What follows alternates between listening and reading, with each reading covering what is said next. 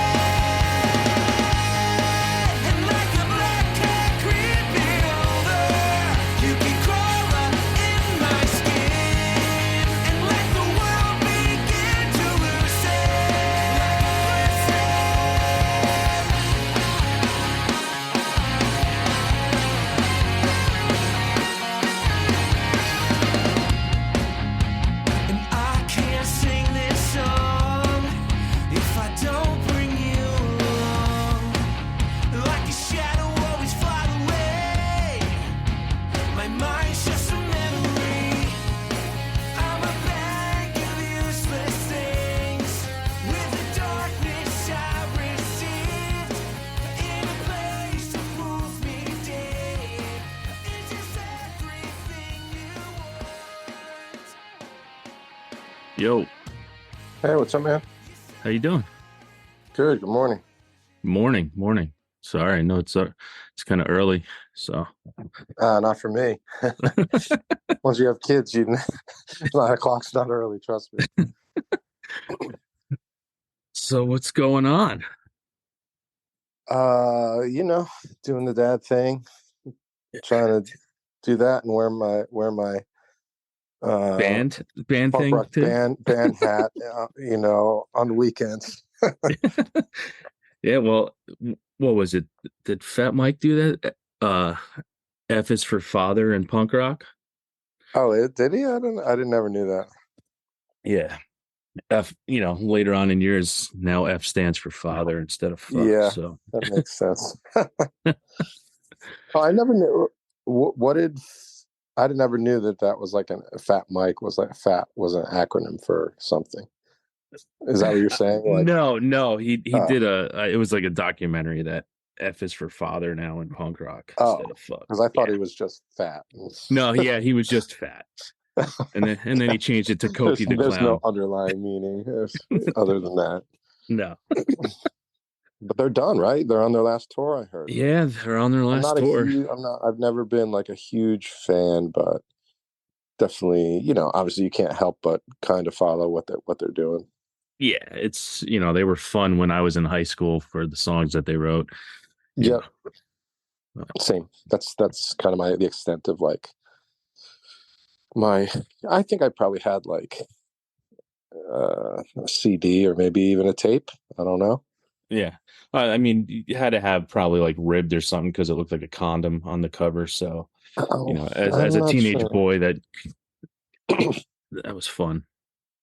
Yeah, they were on the like when I got into skateboarding, they were like some of the first bands that I heard were those like Fat Records bands from like Thrasher videos and skate videos, and then obviously I went to get comps and stuff like that, like Fat Music for Fat People. Do you have that one, that CD? Yep. I mean, there was a bunch of them.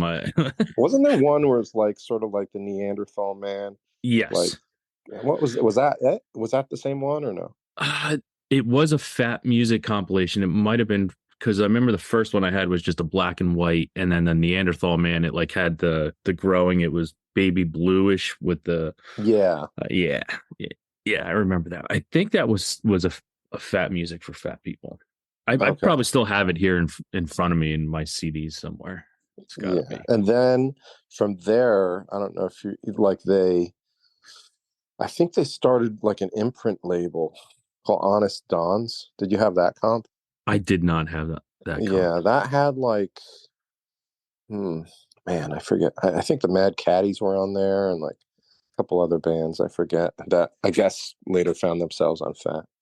Yeah, there's a lot of I think that it wasn't, now when punk rock did what it did, or pop punk when Blink 182 broke into that, and Green Day into that mainstream thing. I mean, that's when, but there were so many punk bands back in the day that, Fat was trying to push, and like bands like Lookout, labels like Lookout were trying to push. And I guess it just seemed popular because it was the kind of style of music I was into, but it didn't really change until like Green Day broke that, you know, that huge barrier with Oh Dookie, yeah. that I was just like, Well, oh, back then that was when punk was still actually like punk, like meaning like underground. I mean, yeah, obviously there were bigger bands than others, like No Effects was definitely always, in my opinion, pretty huge. yeah, and Bad But then there were Religion. bands like, on that label, even like I would argue like even like the bigger ones like Lagwagon or Strung Out or No Use for a Name, still kind of probably growing at that point. I mean, they certainly had fan bases for sure, but they had a lot of room to grow, and they did in those next few years, I think. Yeah, I And they mean, certainly influenced like a whole wave of younger bands, whether or not they're willing to admit it now or not. But I mean, like, no, I mean, like, I recently saw some post, uh, Midtown. I'm sure you're aware. yeah, Like, yep, they're putting like, I think they're putting out like a covers album or something, and the first song that they said they were gonna cover, I think, was a Lagwagon song. So I mean, there you go. I mean, and Midtown was in my day like one of the biggest, still are really big, best of that kind of genre of music. So and yeah, and they're saying Lagwagon was a big influence on them. So yeah. And I mean, it's funny. I the first time I saw Lagwagon was actually last year, and I've been a fan forever. But oh wow, just being able to be like, wow, man, like they're still doing it. They're still fucking pumping out. They put on an amazing show, and I was like, I can't believe I was listening to this in high school. Now I'm in my fucking mid 40s, and it's the first time I'm seeing Lagwagon. wow. Yeah, I did see them actually, but I mean that was a long time ago. I think I saw them at the Warped Tour or something. Yeah. So I'm what? impressed at how many shows you get to go to, man. You go and see. It seems like you're always at shows. That's great. It's You said you were it going to is Philly the other day when I was texting yeah. back and forth at you. What show did you go to again? So I went to it was Hidden in Plain View with Mercy Union and Goalkeeper. Oh, at the Foundry. Yeah. That's right. Yeah, Yeah, it I tried to was get us on that show so hard. yeah, it Didn't was an work out awesome though. it was an awesome show, and it was, I had worked out well for me as I've had all three bands on the show, and it was just one of those things where I'm like, I gotta make that trip. So, Yeah, yeah, that's a so it was good bill. awesome. I saw a video of it. Looked like it was a good crowd there. Yeah, I was trying to promote it live for him. Joe had asked me to do some live streaming while I was there, so it was a good time. It was a good time. But that is honestly the only show I've been to so far this year, which is nuts for me considering February is almost over. But you know, Yeah. getting older can't make everything that I want to. But I do go to Well, a lot for stupid old man like myself. yeah, it's keeping you young. Yeah. There's a couple. Thrice is going out, I think, and they're playing their "Artist in the Ambulance" like album, I believe, this spring. And then I know Copeland is going out on a 20-year. Yeah. I guess it's 20-year Beneath Medicine Tree show that my friend asked me to go, but I'm just like, I would like to go, but just like, I don't think the wife and kid, the wife will let me out during the week for something like that.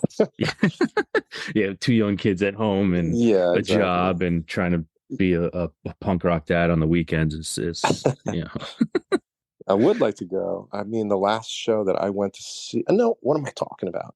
So I was going to say, like, the last show I went to was pre fatherhood and I think pre marriage too.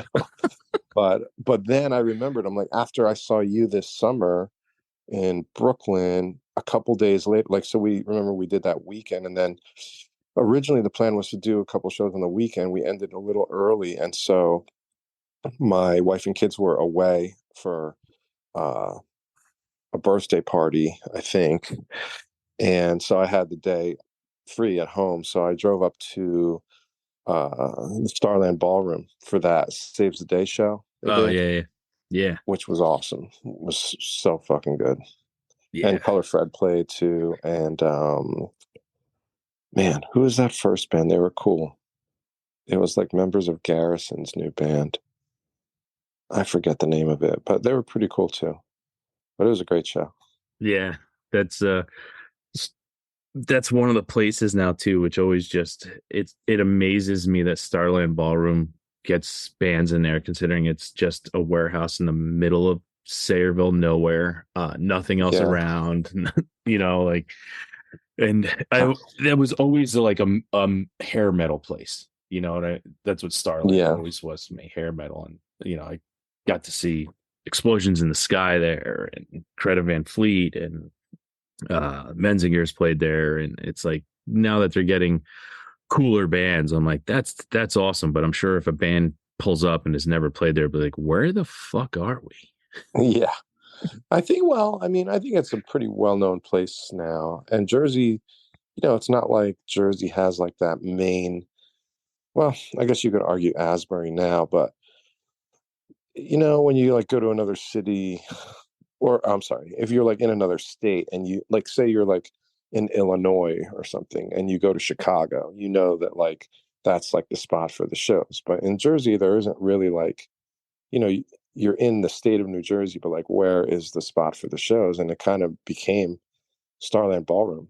It doesn't mean like, I know that like there's obviously bigger cities, Asbury, Jersey Park have venues and stuff, but Yeah, at least Asbury's Jersey got too many City. now. That's one of my things Yeah. is like Asbury's got like there's too many to go to in Asbury now with the Stone Oh, Pony really? House of Independence. Those are the two I know of. You got That's it.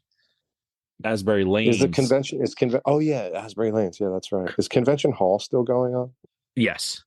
Okay. And Yeah, I then haven't heard about any shows there for a yeah, while. then there's the Saint, which bands play. Then Oh yeah, that's right. and I then thought they were there's going out of business, the Saint, or they were the closing or something. they were hey, they had shows towards the end of last year there, so Oh, who cool. knows? And I then hope not. what's that other place? The bar right next to Asbury Lanes. I just saw Chamberlain Oh, there. Wonder Bar. Wonder Yeah, the Bar. Wonder Bar. So Yeah. Yeah. Yeah, that's so there's true. so much there. Yeah, but My it's a new cool favorite area, place. Yeah, it's a like cool area. near the beach. I mean, it didn't used to be there. I'm from that area originally. I went to school just on the street, and like it only became that way maybe within the last like I don't know, 4 or 5 years. 10, 15. Oh, I was gonna 5 years say with all 10 those. years, maybe something like that. But yeah, it Yeah. was it was it was not as nice as it is now. Yeah. Yeah. I would venture to say they started building up right after Sandy tore everything down. So, Hmm. Yeah. but Here comes my kids. that's Right. all right. Oh wait, no, I told my wife to. I need a few minutes of quiet time, so we'll see. So growing up, I mean, and being in that area, what was it that made music such a big part of your life? Well, it was always, even before the whole punk thing got going, because my father was a music teacher, and so he always like encouraged us to be involved in it. It wasn't even like a choice, really. We were forced to like play instruments and stuff. So my sister and I, we started out playing like classical music, and eventually, when you get older, you're like, I don't really want to do this anymore. So I played the cello. So I made the transition to bass guitar once I started listening to more alternative music and stuff. And then after that, like, you know, a group of friends got me into skateboarding, and then that opened me to punk rock. And I hear this story over and over again when I listen to podcasts. But yeah, so then it was about the time that like No Doubt and like Sublime were like huge, and like Weezer. Uh-huh. And so that's like kind of the radio stations that I was listening to. So then I would like go every week for my uh bass guitar lesson, and I'd bring in sometimes he'd let you like learn songs. He'd say, just bring in a tape and we'll learn a song. And so that's what I did. And I brought in like, it was that other song, the Mighty Mighty Boss Tones, Impression I Get, was like Mm-hmm. huge at the time. Yeah. So like I would bring in these tapes and listen to them with my teacher, and he'd teach me how to play them. Then I'd go all week and practice it and try and get the bass line down. And I just kept doing that until I was like, I want to start doing my own band and stuff. So that's what I did. So what was the name of your first band The that you first started? band was in high school. It was a three-piece. It was called Bottle Rocket, and we played we played two shows. One at my school, and one at the Stone Pony on like a Sunday local band matinee show or something. Huh? And it sounded very, very, very much like Sublime. So are you now this is where I get into trouble because so do you still like Sublime? Like, did you love Sublime when it was out, and do you still like Sublime? Um, I wouldn't say that I loved it when it was. I really liked it, yeah, for sure. Uh, It was mainly that our singer loved it, but I liked it for sure, and I still like it. But I can't tell you the last time I listened to Sublime. Years, But if I, if it were to come on, I'd be like, oh yeah, that's cool, whatever. I remember that song, but it's not like something I'm like really into or anything now. yeah, it was always something for me. Like I just never understood it. Like I didn't get it. And one of my friends had said to his brother who absolutely loved it, he's like, yeah, Sublime's like the Beatles to you. He's like, but I don't fucking understand it. And I don't get Sublime at all. Like there was something for me. I was like, there's no redeeming musical factor for me to love this. Now I'm sure people could say that about half the shit I listen to, but I just never understood it. Like I usually get why people like a band. Like Mhm. like I don't have to like it, but I get it. I get why people like it, but Well, that was just I one of could those tell bands that I you. never understood. Well, I mean, not that I'm coming from this angle, but I think that their appeal was a lot. Um, it's silly, but I think like they really appealed to like that like pothead crew, because a Yeah. lot of their songs are about smoking weed and stuff like that, which wasn't me at all. But I do think that like it just seems like any band that like talks about that in their lyrics appeals to that whole demographic at that time in our lives, because we're like, oh, cool, like I smoke weed, they smoke weed, they're talking about smoking weed in their songs. Cool, or something stupid like that. I really do think that was part of the appeal because, I mean, there were other bands.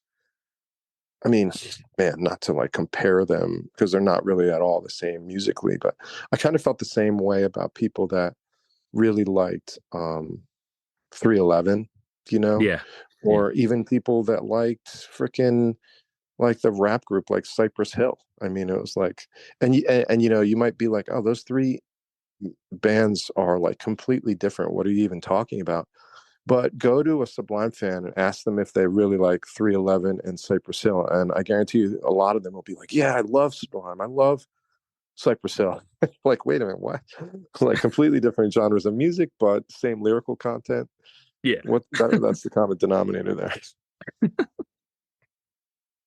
So What? that would probably be one reason why people liked them. I liked them just because I was into that whole, like, I mean, because that's all I knew at the time was either like the Fat Records thing or like the ska thing going on. Because like Mighty Mighty Boss Tones was blowing up, Real Big Fish was blowing up, so like that whole thing was going on. And it was a little Sublime was like a more accessible version of that. You know, I know they weren't like a true like ska band or whatever, but they were more mainstream, obviously, and so that's why probably a lot of other people, that whole like thing was going on at that time, and like, you know, dumb people like myself that weren't really going to shows or anything like that, and just like turn on alternative radio. That's what they were playing. Same thing with like No Doubt. Like No Doubt was like a huge thing for me, um, especially like being a bass player because I like was in love with that band and really thought the bass player was awesome. So I like would read like Bass Player magazine and that have like an article about him. And then I'd go look up his song like tablature books and learn all the songs. And then I like saw him and he's like do you know the guy that I'm talking about? His Yeah. name's Tony Canal. Yeah, like Yep. so he had like bleached blonde hair and he was like I don't know if he's like Indian or I don't know what his ethnicity is, but it's so, you know, I was like, oh, well, yeah, he wasn't like a white guy, you know what I mean? And I'm Yeah. like, oh, so I kind of look like him. I'm going to dye my hair blonde, like, which I did.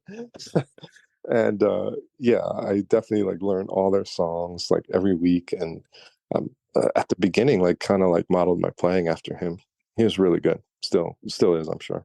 Yeah, when all that ska stuff hit, like No Doubt and Boston's and all, it was weird for me because it's like a blip on the radar. Like I think it was so short, but I think it lasted longer than it did because I had just joined the military, and it was like right when No Doubt was hitting, and Boston's and Rancid and Yeah. So you Goldfinger and sort of like miss that whole like yeah, wave like because I you're right. It I was only like maybe like I don't know, t- uh, 3 years maybe tops. I yeah, would say. I and guess that's like what I those was bands in are the still military then, around, and but that's what kind of like I'm like I remember it being a thing, but you don't remember it as well as everybody else does. But I guess it's because I wasn't in the States for a lot of it. But I was just like I remember when it was hitting, and I was like, oh, this is.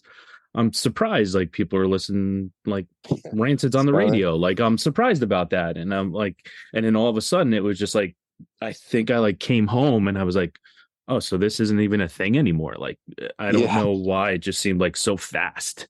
It came and went well because it was like it had its moment. I think it came. It was so fast because it was. I mean, it's kind of like Goofy, right? So I mean, no, I mean, I still like that kind of music and stuff, and it's still all those bands are still going, and I think there's actually been like a resurgence of that whole thing.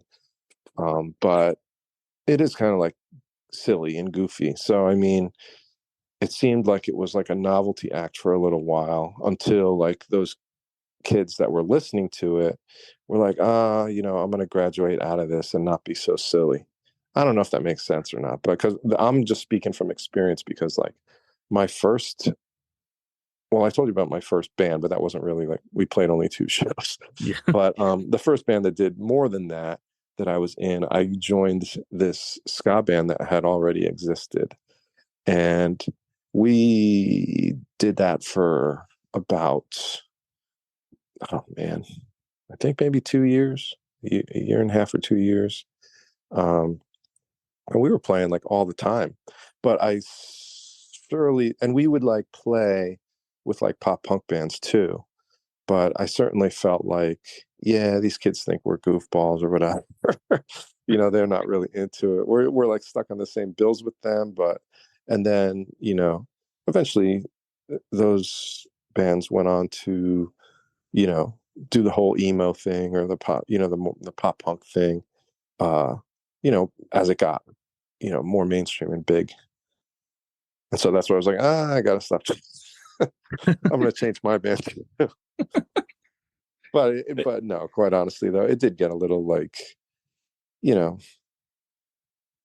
I think it gets to be it got tougher when old. you have to have seven people in the band, right? Like, because Oh, you need the totally. horns. Yeah, Like, yeah, like totally. it's, And always, and you know, there are horn players or like, you know, band dorks that have like, you know, some band competition on the weekend. They can't play a show or whatever. It's just like it always happens that way. But we had, there were times where we would play with like 3 or 4 horn players in the band, and then other times there would be just one. We had like a main, this girl, Jen, that played saxophone, and she was really good, and she was a girl, and she was cool, and she wasn't like a band dork or anything. She was cool, and she was like in the scene and stuff, and she was really good. So that was sort of like our gimmick, I guess. People knew us because of that. And she's still, to this day, I saw her recently, she's still playing in bands in that scene. So it wasn't like it wasn't a phase for her, Wow, she's still doing it. That's awesome for her. Yeah, totally. Yeah. Now you made that switch to go, I guess I want to say, you think Tokyo was more along the lines of emo than pop punk, or one or the other? Yeah, I mean, in our minds or in reality? I mean, in our minds, we were definitely more emo, but in reality, what we sounded like was way more pop punk. And I didn't like start the band. I jumped in like very shortly after they had started. And so we were just like shuffling members and kind of figuring stuff out. And before I got in, it was definitely like pop punk for sure, like the fast beat and everything like that, which is cool. But that wasn't really what that was like at the time, like what, at least what I was listening to. And I know what Ryan, the singer, was listening to was a lot of like that album Stay What You Are came out with Saves the Day. Mm-hmm. And I think Get Up Kids was on, not something to write home about, I think is what it's called, the one after 4 Minute Mile. Yeah, it's something to write So it home was about. a little more like mid-tempo, definitely going towards the emo thing. And then we listened to Midtown like all the time, obviously, and Jimmy Eat World Clarity, which was like the emo masterpiece of our lifetimes. That was like, well, still is, but definitely still during is. that, Yeah, definitely during that time. So I was like, that's what we were listening to. And we definitely started playing with a couple bands that we influenced what we were trying to do. There was this other band from Long Island that we played a ton with on Equal Vision, called the Strider. I don't know if you remember them, but I don't remember the Strider now. Yeah, they were cool, really cool. And so we took influence from them and a couple other. We really liked a lot of the Equal Vision bands coming out then. Fairweather was another one we loved. Yeah, Fairweather. Yeah, so it was a cool time. But yeah, we were definitely like more pop punk, but in our minds, we thought we were emo. Yeah. And I love seeing like you just mentioned Fairweather. I had Ben on the show last year, right before they were playing Furnace Fest, and they released an EP that was last year that was just fucking awesome. I listened to it, dude. It's just so different. Awesome. So different than what it was dark and ominous, and like I was like, wow. I was like, fucking A. They're such a great band. They never really got their. I think they should have been like way bigger, but just didn't happen. It's amazing to me like how many people, like how like the other guys in my band now are a little bit younger than me, so they kind of, we talked about this before, like you and I like came up in the same time, and then they're like a few years behind us. So it's amazing, like when I ask about bands that I listen to that I think are just like fucking awesome and really cool, and they're like never even heard of them. And you're just like, what? Fairweathers is one of those bands where you're like, dude, you got to listen to this song. I put on like If You Move Kill Them. Yeah, I believe it's the first track off that record. I think that's the name of it. But with that intro, like with the guitar intro and the drums come in and then the full band comes in, I'm like, oh, this is fucking awesome. They're like, yeah, but that intro made no sense. I know, and it like has nothing to do with the song. And I'm like, dude, shut up. Like the intro is dope, dude. So how is it that you guys can create such amazing music together if they're like, they hear a song like that and they're like, that intro made no sense? You're like, well, just what are you talking about? Like, because I would say the same thing. I'd be like, are you listening to the same thing I just listened to? Yes, it doesn't make sense. It's like, yeah. I don't know how it works. I mean, I think that's probably why, like, I was talking about this, how we went on the road with A Will Away this summer, and they were talking. A couple of guys were talking to me, and they're like saying like it's amazing. They weren't saying it like disparagingly at all. They were just saying like it's amazing how like many different like subgenres of the same genre you guys your songs sound like. It's like, and don't take that as me being like, pompous or No. something about our own songs, like, because I'm not, like, it's just like, but when they said that, I was like, yeah, you kind of are right, like, meaning like there's just a lot of like different like you can listen to one song and be like, oh, they listen to like Thrice or something, and then you listen to another one, you're like, oh, they listen to like, I don't know, like Transit, or there's like Yeah. a lot of, yeah, it's like under the same umbrella, but they're like kind of different, you know what I mean? And so once they said that, I started like actually thinking about it. I'm like, ah, you're kind of right. So I guess that's probably how we make songs, because or why they sound that way, because we are coming from like two different eras almost, like, so Well, without a doubt. And that's one of the things, like when I try to show your music to people and they're like, well, what's it like? And I'm like, if you're looking for me to throw a genre on it for you, I'm like, I can't fucking do that. You just have to listen to the music and figure out for yourself, because my opinion will be completely different than what you think it is. So I'm like, there's some just straight rock. I'm like, there's some straight rock songs. There's pop punk songs. There's, this, for instance, when we'll talk about it, I mean, releasing a new single, Particles. It's a song that it defies everything you've already done. And it's a little different.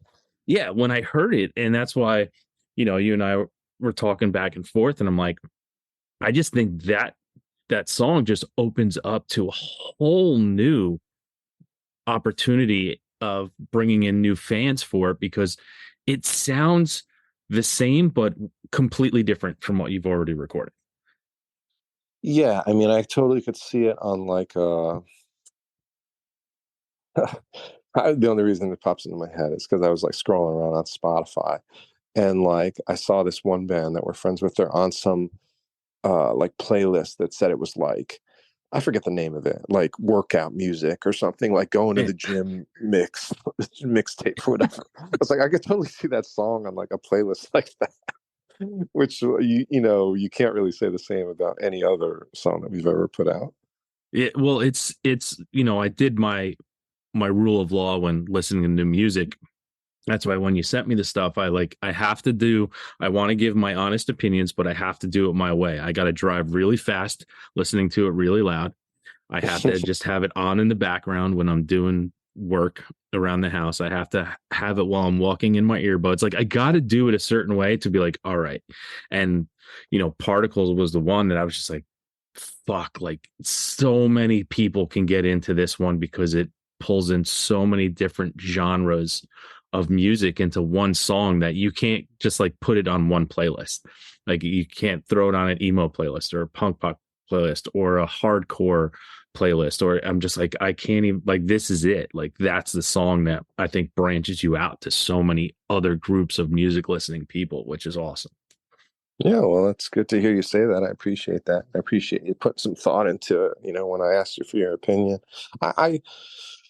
Yeah, I mean, so then therein lies the question. It's like, is it better to, and this is something we're kind of discussing internally, and it's like, we haven't come to an answer yet. And it's like, is it better to have a lot of different appeal, like a couple songs to each person, or is it better to like pick a direction and go with it? You know what I mean? And so I guess really it's just what comes naturally.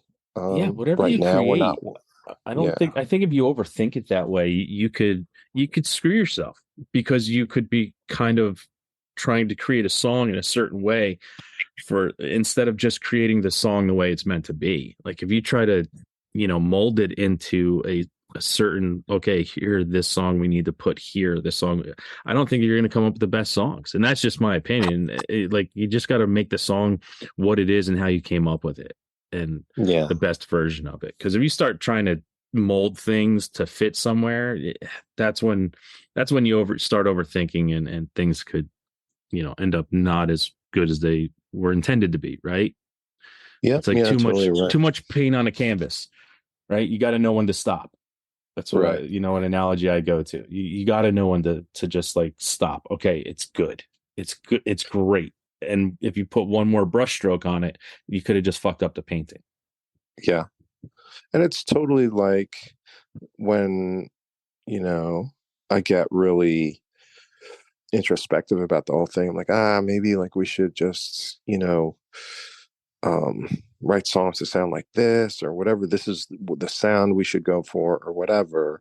Then I kind of like take a step back and I remember like what we're doing the band for. It's not like you know, obviously the goal is to have people hear our music and hopefully like it. I mean, obviously any band wants that. Yeah. But, I think even the bigger goal is just to like, write songs that we enjoy with, each other, that we enjoy each other's company and have fun with it. And at the end of the day, listen to what we made and, be happy with it. So I think as long as that keeps happening, um, everything else will sort of like fall into place, and the people that like it and it appeals to will listen, and others will move on to, listen to some other band, and that's fine. That's cool. Yeah, and that's the big thing too, where it comes to great music nowadays, where it's so hard. And I feel terrible for people who aren't like me, I spend so much time like finding new music, listening to music, trying to help out bands like yourself that I just think are creating brilliant music. And it's like there's so much shit out there, and there's so much stuff, and it's like, how do you find it? How does it get into your hands? And then unfortunately, sometimes you find something you absolutely love, and then the band is like, it was one and done because nobody heard them, and they're like, what are we doing this Yeah. for? And it Yeah. sucks.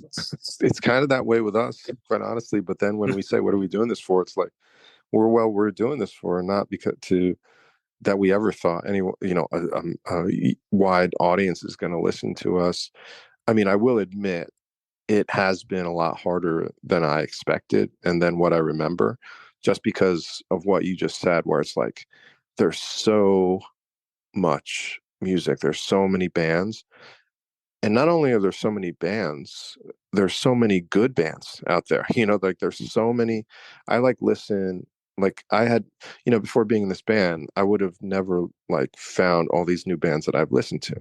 And I'm not saying I listen to them all the time, but I'm like listening through on a different playlist. I listen to this band that I've never heard of, and I'm like, man, like this band's really good. You know what I mean? And it just seems like nobody even knows who they are, or maybe some people do, but you're just like, damn, there's just like an endless amount of really good music coming out, as opposed to like back in my day, when I know I'm like dating myself, but like, yeah, like it wasn't always the case. You know what I mean? It wasn't like that back then. There were plenty of bands, but a lot of them sucked. You know what I mean? Yeah, no, you'd And go so to like, shows, and a lot of them would be like, you're really excited for this show, and then like the two openers, who there's a full crowd to see the two openers, they're not good bands. They yeah, just terrible. happen to, Yeah. yeah, they just happen to.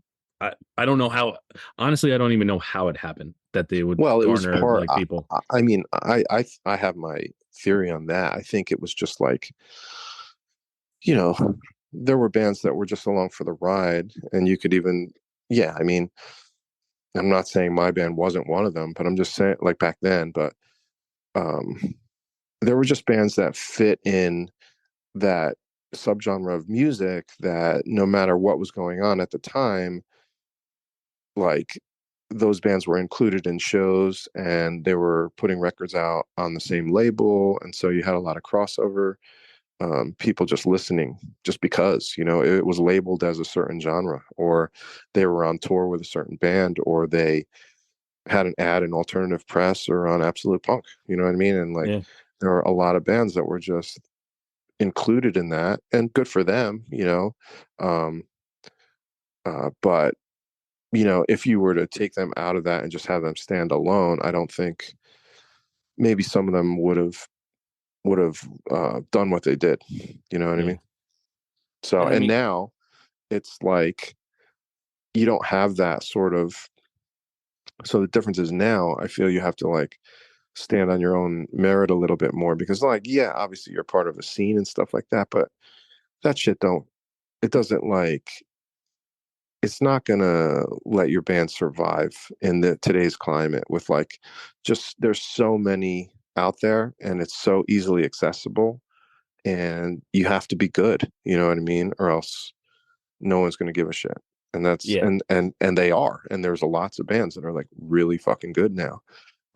They take the time to really write the best songs, and they have they have the resources and the technology and the knowledge how to do it, and they are way more, have a way more focused and concerted effort to, make sure, because you like, if you put out a song and it sucks on Spotify, and like, do you think people are going to come back and like listen to your next single? Probably not. It's like you have less margin for error, I feel like, because there's just so much there, um, so many other bands for people to listen to. So you got to make sure you put your best foot forward, it seems like, and that's what people are doing, which is great.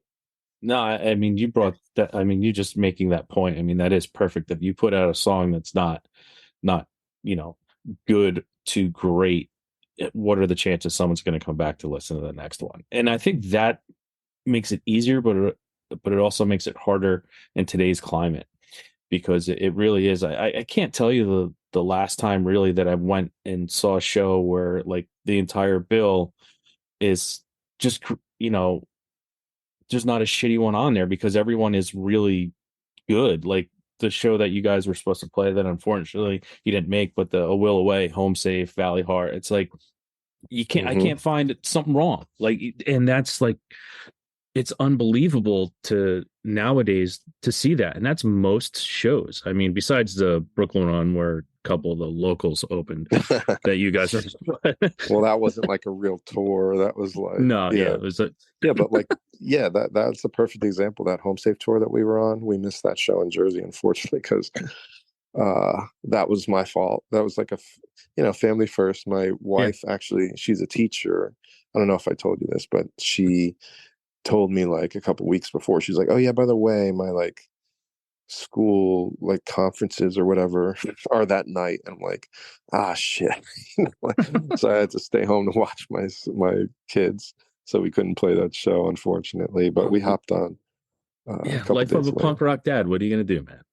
Yeah, we were supposed to play the next day, and it was also my fault that we missed that show, because so that morning, I don't know if we talked about this, but do you know what jujitsu is? Yes.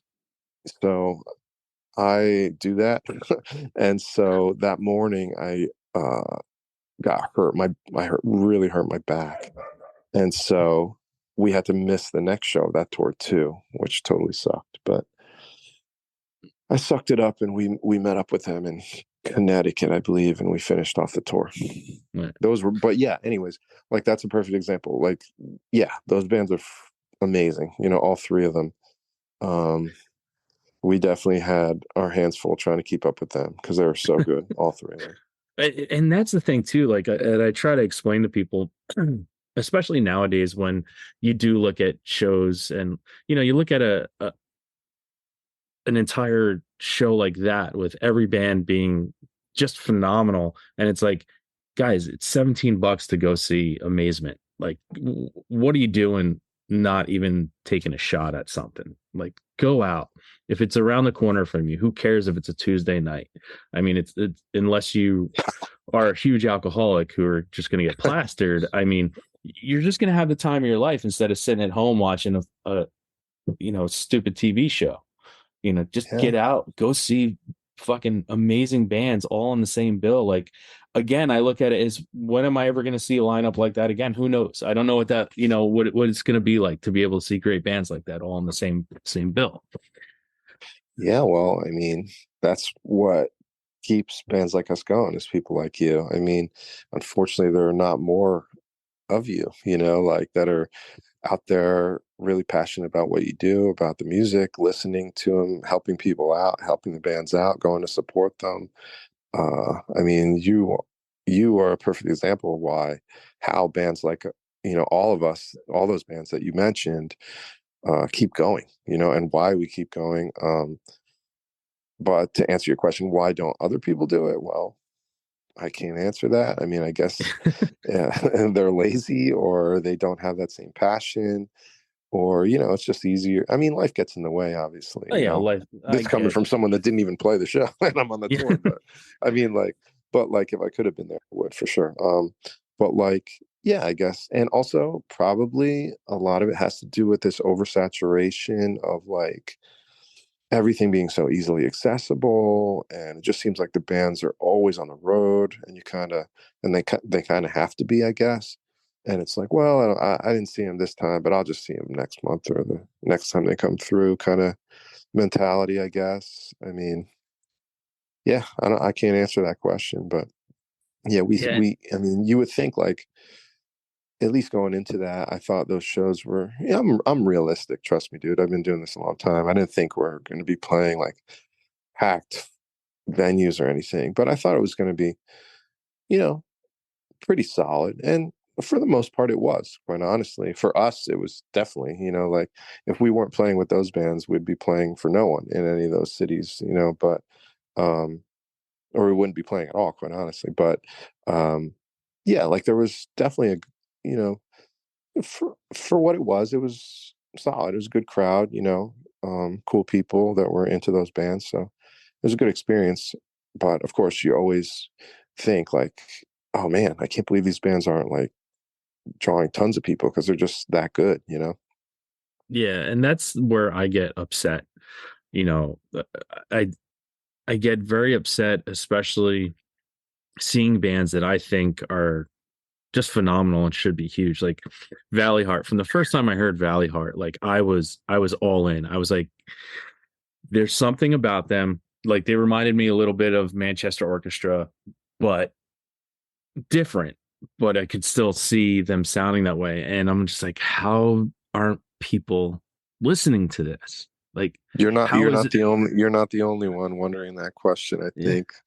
Uh yeah, I mean, I've heard a lot of people really like them, and people in notable bands like them and stuff, so I think it's just a matter of time. I don't know what it is. I mean, they put out a great record, they're on a good label.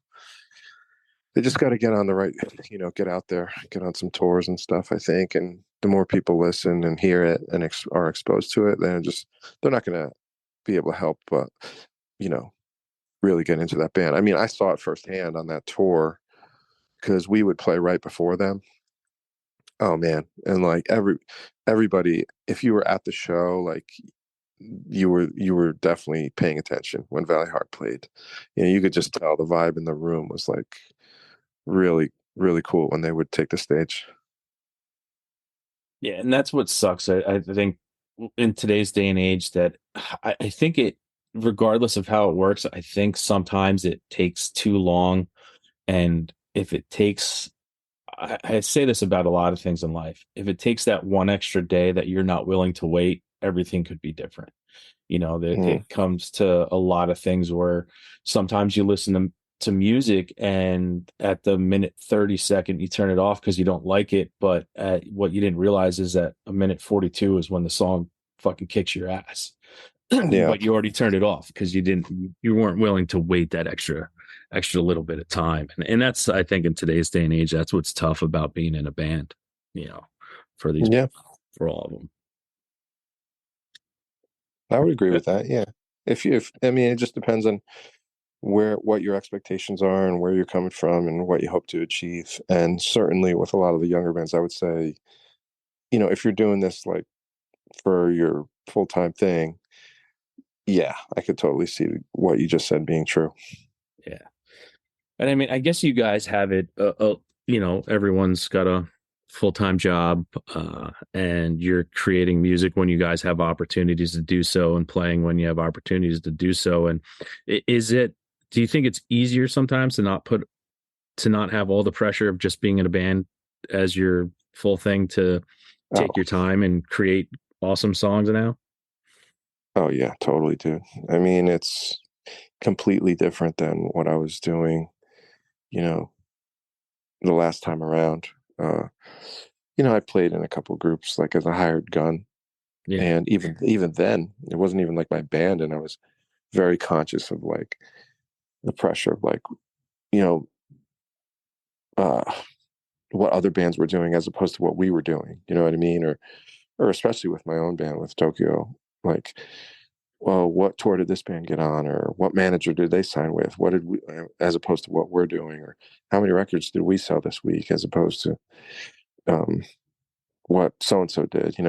Like now it's like none of that even exists. It's actually kind of it's totally like refreshing. It reminds me of like when I was doing this in high school, basically, and there were no expectations or goals or pressure for anything. It was just kind of like, just do it for fun, and that's it. And that's what it is now.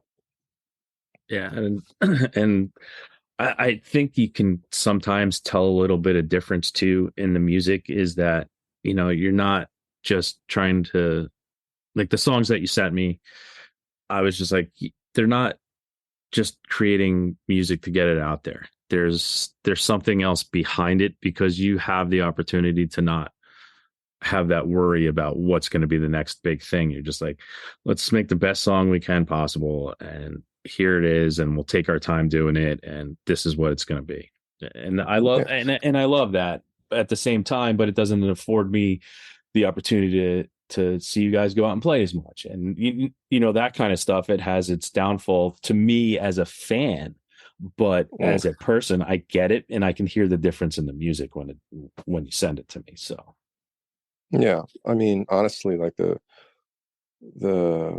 biggest point of like the most pressure, to go back to your previous question, is more so like, at least, and I'm just speaking for myself, it's like being away from my kids for that night or two, you know, to play a show, and like get on a FaceTime chat, and like my daughter's like, "Oh, I miss you, Daddy," or whatever, and I have to be like, "Oh yeah, I'm here playing," pretending like I'm, 22 or whatever, doing all this stuff, whatever.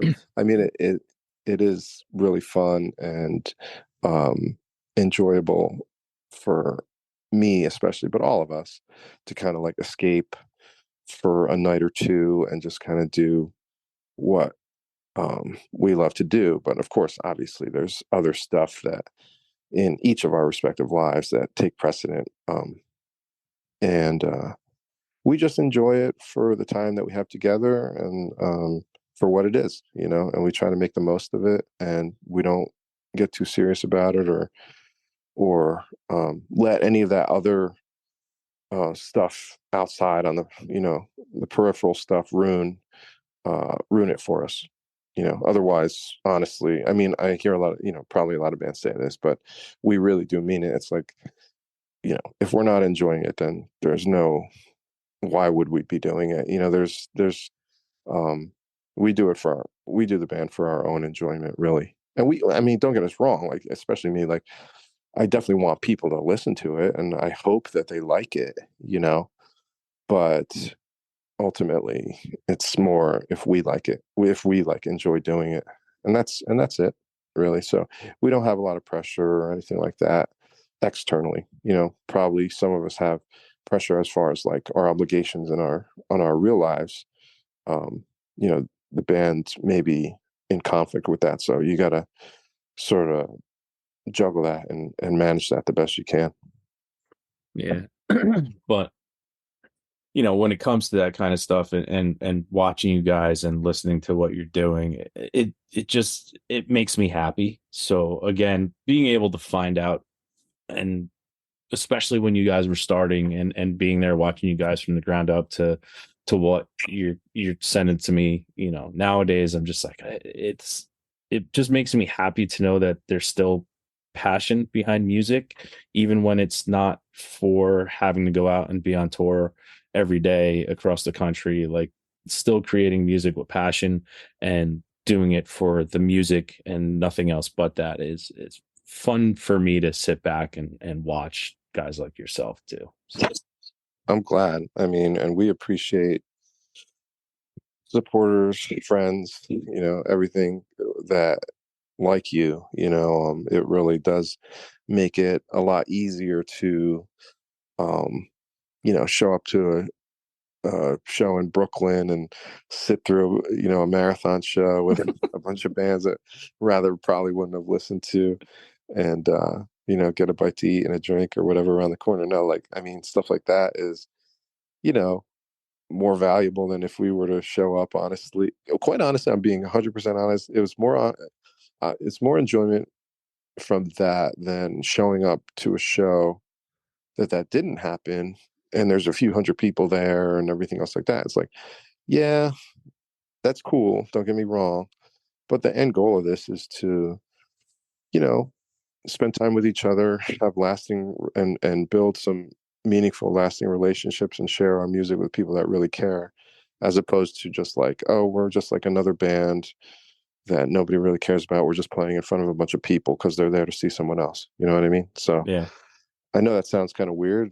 Most people would disagree, because they are in a different situation than we are. It's like, um, they probably are viewing they would rather play in front of a few hundred because they can make some new fans or fair weather fans or whatever, and it'll increase their social media presence or whatever. But for us, it's more like, well, we hung out with our friend and he really digs our band, and cool. I mean, hopefully we meet some other people there, or other people liked it.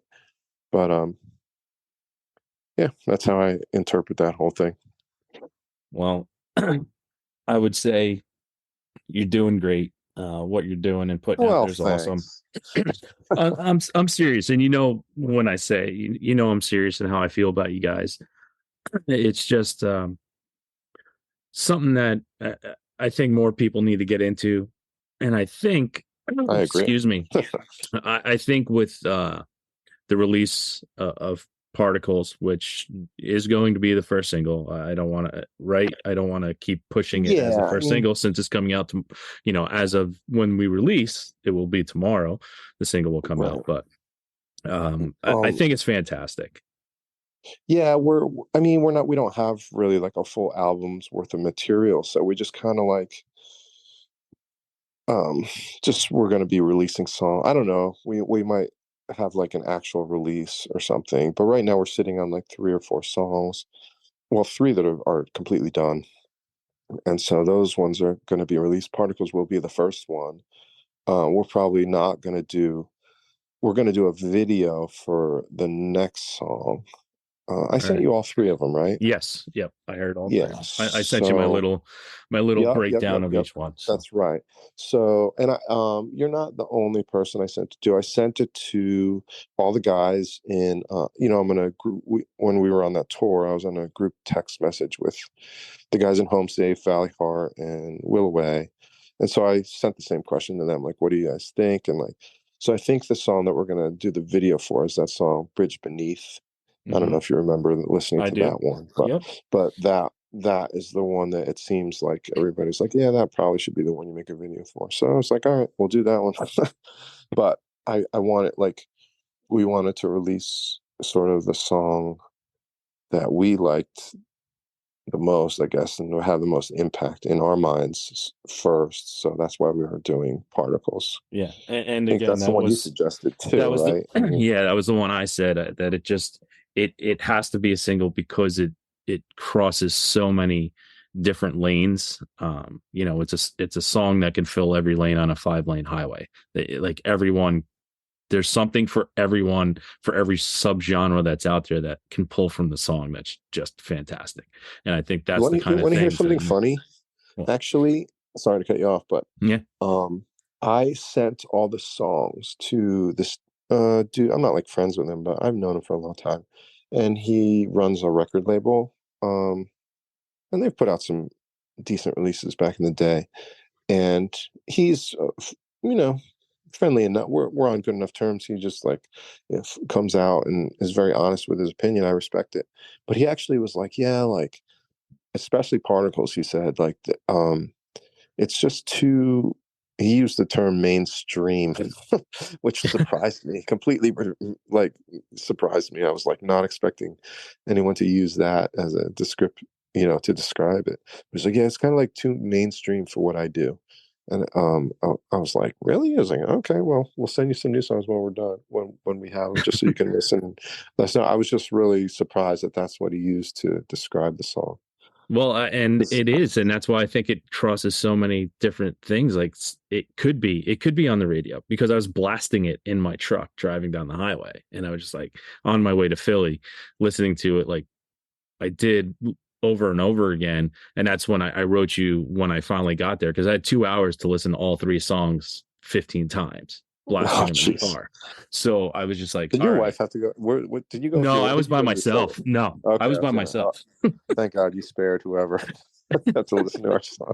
3 songs for 2 hours straight. But that's what I do because you asked me for my opinion, right? And I really want to give how I truly feel about it. So I got to listen to it as many times as possible. And honestly, I can still go back and listen to them. So I'm all good with it. There's certain things people have sent me that I'll listen to it 4 times. I'll be like, I never want to hear that again. Oh no. No, I know that you, that's why you were on a very short list of people that I sent it to and actually cared to hear your opinion on it, because I know whatever opinion you're going to have, I'm going to take it seriously because it's going to be well thought out. It's just going to be an honest assessment of like, what you think the song's at, where the band's at. So that's why I wanted that before making this decision. So you're one of the few people that we sent it to ahead of time. Well, I appreciate being in that group. It means a lot to me that I'm going to give you an honest opinion. So I'm not going to tell you something's great if it sucks. No, I know. I wouldn't want that. Yeah. Well, listen, I don't want to keep you here forever. You got daddy duty. So we've actually been on a lot longer than we're at an hour. Wow. Than I thought we would be. But first thing is, I love you guys. I love what you're doing. I'm excited for the release. I'm excited for the world to hear Particles. We're going to pump it as much as we can on our end because I think it's fantastic. And again, it's going to touch, especially for us, we have a lot of different followers, a lot of different music. And I think it's a song that everyone can enjoy. So I'm excited to get out there. Thank you. I hope you're right. And so am I. And I have noticed to that point, you're killing it over there with a lot of great guests. I've been listening. And still my favorite's the Elliot show, obviously. Yeah. But you've been getting a lot of great artists over there. So that's awesome. Well, we're just trying to help that, that talent rise to the top. Like you guys yourself, I don't, when we started this, we had to have who we could have. And now we've gotten to the point where I just want to push talented people. I don't want to just push bands. I want to be like, hey, these guys need to be heard. You need to be listening. Someone please fucking listen. Like, that's all I want. That's what I say every day. Yeah. So thank you. I appreciate it. Yeah. We'll go into our last thing that we do here. It's our weekly threes. You and I have shared music back and forth already. So let's share 3 things you're listening to right now that that you've listened to recently that you'd like people to check out. Okay. So one band that I'm listening to, well, I'll do 3, but one that pops right to the top of my head is this band called Arm's Length from Canada. Yep. I don't know if you know who they are. I do. They're awesome. So fucking good. I love that album. And then there's another one. There's a band from Wilkes-Barre, Pennsylvania called One Step Closer. Do you know who they are? I don't know. They're kind of like a hardcore band. My daughter popped in. Sorry. That's all right. And then there's a band called. These guys aren't really very active anymore, but I totally suggest checking them out. They're called Better Off from Nashville, Tennessee. Yep. I've been listening to them a lot. They're so good. They're awesome. Last year, I think. Yeah, I've had them on. I had them on my threes once before. Yeah, they're not a band anymore, and you don't need to Google and people just listen to the music. So Yeah. My three for this week. My first one is a band called Good Hangs. ANGS. They have a song out that I absolutely love. It's called "I Only Do Push-Ups When I'm Drunk." Okay. It's a good song. Next one is Jason Cruz and the Howl. If anybody knows who Jason Cruz is, singer from Strung Out, but it's got a new single out called Good Hands. That's Jason Cruz and the Howl. And last but not least is a band called Calm Grove, CALMGROVE, and the song is called Jade. But those are my three for this week. Nice, dude. I'll have to check those out because I did not hear of any. Obviously, I know Strung Out, but yeah, I'll have to check that out. Yeah, the Jason Cruz one, it's like, kind of going towards a little bit of rockabilly, but better than what Mike, and don't get me wrong, I love Mike Ness's solo stuff, but Jason Cruz is kind of taking it to a different level, and it's really good. So nice. I'll look them up because I actually am a big Strung Out fan. Yeah. But man, again, thank you so much for everything, and thank you for entrusting me with the music you've created to give my honest opinion. And I'm excited for the world to get to hear Particles, and I think it'll do good things. We're gonna blast it. I'm gonna blast it to everybody. So, and everybody go out there and save it and listen to it and give Sleep Cycles your love because they deserve it. So. I appreciate it, Chris. You can find us on social media, Sleep Cycles PA. Drop us a line. Thank you so much, dude. Appreciate everything you do. Well, thank you. And everybody out there, you know what time it is. Go out, listen to Sleep Cycles, and have a great fucking time.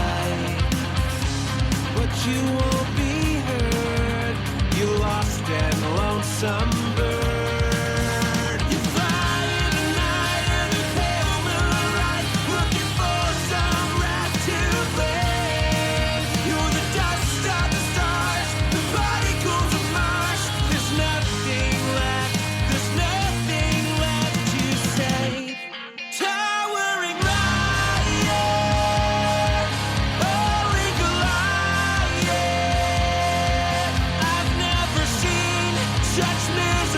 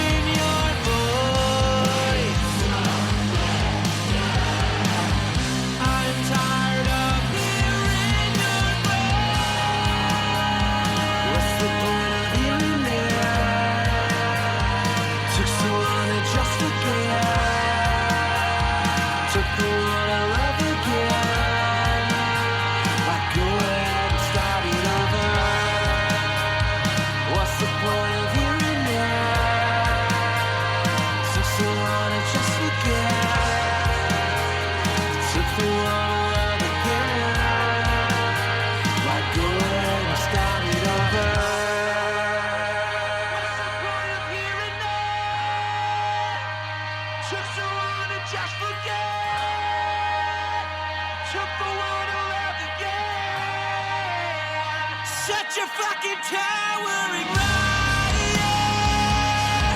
Holy Goliath. Go ahead, start another scene.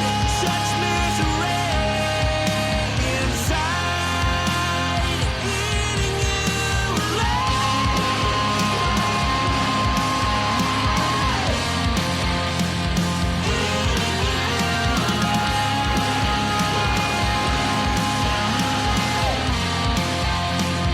Go ahead, start it over.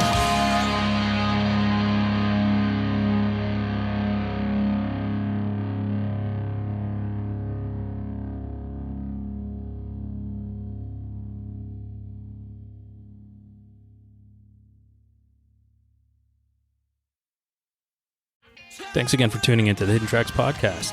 We hope you enjoyed this week's show. Don't forget to follow us on Instagram at HiddenTracks99. Also, send all your submissions to myhiddentracks99@gmail.com. Tune in next week. You may find your new favorite band, and don't forget to go out and have a great fucking time.